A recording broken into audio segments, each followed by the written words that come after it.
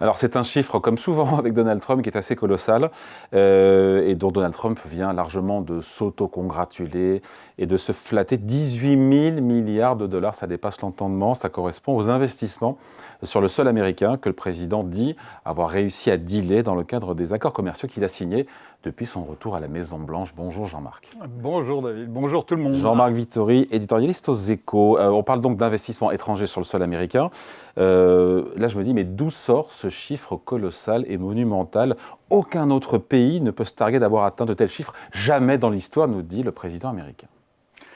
Oui, il le dit dans un conseil des ministres qui est télévisé. Ouais. Voilà, une mise en scène extraordinaire. D'où sort ce chiffre? Je ne sais pas non plus. Je ne sais pas non plus, et tous les spécialistes qui ont tenté de savoir ce qu'il y avait derrière, ils n'ont pas trouvé. Ils n'ont pas trouvé, donc il y a des économistes qui ont commencé par regarder sur le site de la Maison-Blanche, parce que la Maison-Blanche a mis en place un tracker, un compteur, et ce compteur, il est à 9 600 milliards. Donc on n'est pas aux 18 000 milliards. Ah, donc qu'est-ce qui est écrit sur le site de la Maison-Blanche? Et le président américain qui double le montant. Il double pratiquement le montant. Et puis, donc, il y a d'autres chercheurs qui ont regardé les projets de très près, enfin, pas de très près, mais de près, et ils arrivent à 5 000 milliards de dollars. C'est-à-dire... Pardon, mais c'est déjà énorme, 5 000 milliards. Ah oui, c'est déjà énorme. Ça fait près de 20% du PIB américain. C'est tout à fait colossal. Mais déjà, entre 18 000 et 5 000 milliards, il y a une petite différence. Ensuite, c'est ce qui a été annoncé. Et il semble que dans son calcul, Donald Trump a intégré deux chiffres. Il y a premièrement ce que les chefs d'entreprise sont venus lui annoncer, lui présenter sur un plateau. Dans le bureau ovale. Voilà, dans le bureau ovale. Vous vous souvenez, on a vu y compris un certain nombre de grands patrons français qui ont fait le pèlerinage à Washington pour dire qu'ils allaient investir des milliards, voire des dizaines de milliards aux États-Unis dans les années à venir. Donc ces chiffres-là sont intégrés apparemment dans ce que veut présenter Donald Trump. Et puis, il y a ce qu'il a effectivement dealé, ou ce que son administration a dealé, lors des accords commerciaux avec qui, je crois qu'il en a signé plusieurs dizaines. Donc, et dans beaucoup de ces accords, les pays se sont engagés à investir aux États-Unis. Donc déjà, il a additionné ça. Il a additionné donc ce que les chefs d'entreprise sont venus lui présenter et ce qui a été négocié lors des accords commerciaux. Et si vous regardez le premier point, le premier point, c'est donc ce que les chefs d'entreprise sont venus présenter. Les chefs d'entreprise, ils savent ce que vous voulez et ce que veut encore Trump. Il veut faire gros, c'est 18 000 milliards. Et donc pour faire des dizaines, voire des centaines de milliards, ils ont additionné des choux et des carottes et ils ont mélangé ça avec des torchons et des serviettes pour faire le truc le plus gros possible. Par exemple, je crois que Apple a annoncé 500 milliards de dollars d'investissement. Alors comment ils ont fait? Ils ont fait tous les projets qui étaient en cours, plus ceux qu'ils avaient vaguement évoqués, plus ceux qui pourraient se faire un jour. Et voilà. Et donc, dans ces 500 milliards, ça ne veut pas dire qu'il y a 500 milliards d'investissements qui vont se faire aux États-Unis, et encore moins qu'il y a 500 milliards d'investissements qui se font aujourd'hui. Parce que ce qu'a dit Trump, c'est ça y est, tout ça s'est lancé. Il y a des milliers d'usines qui se construisent aux États-Unis. Détrumpez-vous, excusez-moi, mais détrumpez-vous. Aujourd'hui, on construit moins d'usines aux États-Unis qu'à la fin du mandat Biden, parce que Joe Biden avait mis des subventions qui sont révélées assez efficaces pour attirer des industries vertes ou verdissantes aux États-Unis. On en a pas mal parlé ici à l'époque. Et donc, ça continue de se construire, ça n'est pas fini. Par contre, les projets Trump, ils ne sont pas encore vraiment commencés. Donc les chiffres sont exagérés, surestimés. On serait plutôt aux alentours de 5 000 milliards et non pas 18 000 milliards d'investissements étrangers sur le sol américain. Non, apparemment, c'est pas uniquement étranger. Parce que il y a aussi... Oui. Apparemment. Ah oui, puisqu'on a Apple. Oui, donc, donc ça mélange beaucoup de choses. Voilà, apparemment, ça mélangerait beaucoup de choses. Après, quand je vois entre les Émirats arabes unis, le Qatar et l'Arabie saoudite, on est déjà quand même à 3 000 milliards d'investissements. Après, la question, c'est comment savoir, Jean-Marc, si ces promesses seront tenues. Parce que l'administration, elle va durer Trump, elle va durer ce qu'elle va durer. Donc, c'est ce que disent d'ailleurs, en rigolant, je crois, c'est un dirigeant coréen qui a dit on n'a pas encore versé un sou, et Trump il est là que pour 3 ans maintenant, même pas. On retrouve un vieux dicton de Jacques Chirac, hein, les promesses n'engagent que ceux qui y croient. Et là clairement on est dans ce jeu-là. Et d'ailleurs il y a certains des projets qui sont des projets qui... L'Europe elle a dealé un projet à 4 ans, mais il y a d'autres pays qui ont des projets à 10 ans. La Corée a dit, nous on va mettre 150 milliards assez rapidement. Quand vous regardez ces 150 milliards, c'est des prêts et des garanties. Ce n'est pas des entreprises coréennes qui vont investir. Voilà. C'est ce que la Corée du Sud s'engage à garantir si des investisseurs coréens veulent aller aux États-Unis. Donc ils ont dit 150 milliards assez rapidement, et puis ensuite 200 milliards sur 10 ans, donc ça fait 20 milliards par an sur 10 ans. Donc vous voyez bien, on est vraiment, mais on est dans un jeu typique de l'ère Trump, hein, c'est-à-dire qu'on est dans l'affichage, il faut faire très gros, il faut afficher, il faut dire, et puis faire, on verra ça après. Moi, c'est ça qui me frappe dans toute cette histoire. Après, il y a quand même certains pays qui ont pu peut-être détailler un petit peu les formes que pourraient prendre ces investissements. Je veux dire... Alors, c'est le cas notamment du Japon et de la Corée, de la Corée du Sud. Le Japon et des négociations... Ce qui n'est pas le cas des pays du Golfe. Ce qui n'est pas le cas des pays du Golfe, ce qui n'est pas le cas de l'Europe. L'Europe, il y a des gros montants, je me rappelle. Il y a des achats gros montants, mais il n'y a pas des... achats de gaz, de GNL pour 700, j'ai plus le chiffre en tête, 700 milliards, un truc comme ça. Investissement à hauteur de 500 milliards aux États-Unis.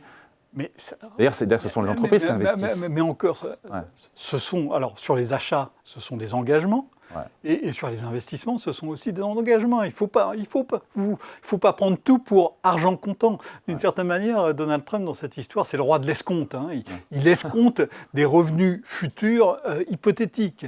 Mais ces revenus sont, pour l'instant, très largement hypothétiques. Alors, il y a quelques cas. Avec le Japon et la Corée du Sud, il y a des engagements sur des secteurs. Hein. Donc, le Japon, il y a des projets dans la défense, dans l'énergie, dans la construction navale. La Corée aussi, vous savez que Donald Trump a dit les États-Unis font plus de navires, il faut absolument en refaire. Et donc, il a obtenu de la Corée notamment, qui est un grand constructeur et grand chantier naval, d'avoir des investissements pour qu'on reconstruise à nouveau des navires. Ils ne vont pas être très grands dans un premier temps aux États-Unis. Donc là, mais c'est extrêmement marginal. Ça porte sur les 18 000 milliards ou même sur les 5 000 milliards. Là, on parle seulement de quelques milliards sur lesquels on sait concrètement là où ça va aller. C'est intéressant en même temps qu'on sache concrètement où ça va aller, parce que ça veut dire que Donald Trump fait de la politique industrielle précise. C'est pas seulement 18 000 milliards, il faut l'investir dans la défense, il faut l'investir dans l'énergie, il faut l'investir dans la construction navale. Et il y a des contrats nulle part. Vous écoutez, il y a des accords qui sont... Il y a quelques contrats. Des vrais contrats cadres, des accords cadres, avec le Japon notamment. Oui, avec le Japon et la Corée du Sud. Où c'est précis, où c'est un peu précis. Et sinon, le reste, y compris... Donc c'est la parole donnée. Arabes Unis, les Émirats Arabes Unis, ils ont dit on va investir 1400 milliards, c'est supérieur au PIB du pays, évidemment. Le Qatar, c'est 1200 milliards, c'est aussi supérieur au PIB. L'Arabie Saoudite a dit 600 milliards, mais vous savez que l'Arabie Saoudite, c'est un pays qui est maintenant assez peuplé, avec une protection sociale qui est forte, et donc ça va être compliqué de trouver les 600 milliards. Donc tout ça, pour l'instant, c'est des engagements. Ça fait promesses. Et Trump, il adore ça, il adore pouvoir afficher des promesses. Qui sont des promesses sur 4 ans, 5 ans, 10 ans d'ailleurs. Voilà, dans le cas des pays du Golfe, c'est sur 10 ans. Et on revient à l'idée qu'il ne sera pas là pour le voir, Trump. Évidemment. Après, je me dis, Jean-Marc, il y a cette décision attendue de la Cour suprême américaine sur les droits de douane qui sont potentiellement remis en cause. Est-ce que, si d'aventure ils étaient remis en cause, ça remettrait également en question toutes ces promesses? Parce que ces promesses, elles ont été faites par des pays étrangers parce qu'il y avait cette menace des droits de douane. Comme ce sont des promesses, si la Cour suprême annule ou déclare que ces droits de douane doivent être votés par le Congrès, ce qui est parfaitement possible, à ce moment-là s'ouvrira une phase de renégociation, mais de renégociation sur des engagements, vous voyez. Donc non, on est dans de l'affichage, on est dans une histoire parallèle. Moi, c'est ce qui m'a frappé d'ailleurs dans le discours de Donald Trump à Davos. Il raconte une histoire parallèle. Il raconte une histoire où on construit beaucoup plus d'usines aux États-Unis qu'avant, ce qui factuellement est faux. Factuellement, c'est faux. Il a raconté plein d'autres choses qui factuellement sont totalement fausses. Mais qui sont crus par une partie importante de son électorat, qui sont crus donc par une partie importante de l'opinion publique américaine. Et on vit de plus en plus dans des univers parallèles avec des points d'intersection qui sont de moins en moins grands, ce qui nous pose même, je trouve, à nous, journalistes, une vraie question, parce que nous, on est censé parler des faits, de la réalité, mais quand il y a des réalités différentes, ça n'est pas si simple. Il est en difficulté dans les sondages, notamment sur les questions économiques, sur l'inflation. Beaucoup de ménages américains, et même des ménages aisés, ont des problèmes pour boucler les fins de mois avec cette année coût de la vie. Donc les Américains, ils sont dupes ou pas de cet affichage, du décalage entre les promesses qui est avancée et la réalité de ce qu'ils vivent eux au quotidien? Alors il y a une très grande différence évidemment, mais qui est encore plus grande qu'avant, entre l'électorat démocrate et l'électorat républicain. L'électorat républicain, il y a encore une partie qui croit à ce que raconte Donald Trump sur le plan économique. Et en même temps, on voit bien que sa cote dans les sondages n'est pas bonne. On a vu aussi concrètement ce que ça donnait dans une élection locale, au Texas, qui était Et ça donnait quoi, pardon, je n'ai pas suivi, ça donnait quoi? C'est une élection qui devait être gagnée haut la main par le candidat républicain et qui a été gagnée haut la main par le candidat démocrate. Et au Texas, qui est même un bastion, le républicain des États américains. Donc ça commence à se voir, y compris dans les élections. Je rappelle qu'on a des élections dans moins de 10 mois maintenant aux États-Unis. Après, juste en 30 secondes, on dit ça, mais la croissance aux États-Unis sur 3 trimestres, c'est hallucinant. Les chiffres sont très très bons. Donc quand ça ne va pas, c'est la faute de Donald Trump. Et quand on a entre 3, 4, peut-être 5% de croissance annualisée au dernier trimestre 2025, c'est grâce à lui ou pas? Alors, c'est pas grâce à lui.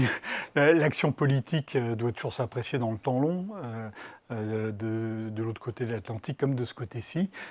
Donc, ça n'est pas grâce à lui qu'il y a eu une très forte croissance au quatrième trimestre. Mais c'est pour ça aussi au deuxième et au troisième aussi. Et c'est pour ça aussi que l'électorat républicain n'a pas basculé complètement en rejetant Trump.